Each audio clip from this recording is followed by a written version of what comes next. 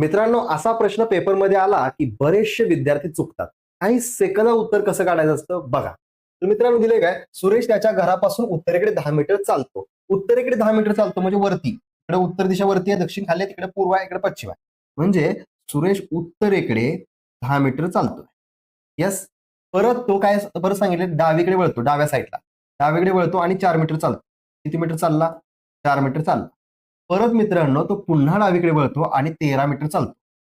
डावीकडे वळून तो 13 मीटर चालतो. येस.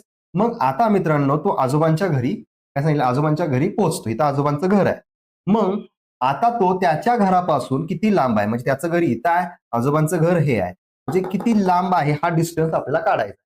तर मित्रांनो हा डिस्टन्स काढताना एक गोष्ट लक्षात ठेवायची, तुम्हाला हा डिस्टन्स सुद्धा माहित पाहिजे. हा डिस्टन्स किती आहे, वरचं जर सेम अंतर असेल 4, इथं पण 4 असणार आहे आणि इथं टोटल मित्रांनो 13 होतं. तर 13 म्हणजे हे 10 इथं 10, आता राहिले किती 3, म्हणजे 13तून 10 गेले तर 3. म्हणजेच आता तुम्हाला इनडायरेक्टली कर्ण विचारलेला आहे. मग कर्ण काढताना काय करायचं असते मित्रांनो, लक्षात घ्या.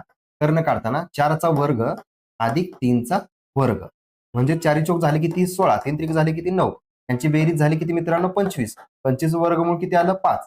5 मीटर लक्षात ठेवा, म्हणजे तुमचं अंतर काय आलेलं आहे 5 मीटर. ऑप्शन सी करेक्ट आहे, म्हणजे 5 मीटर अंतरावर आहे. येस. मित्रांनो या प्रश्नाचं उत्तर तुम्ही कमेंट बॉक्समध्ये द्यायचं आहे.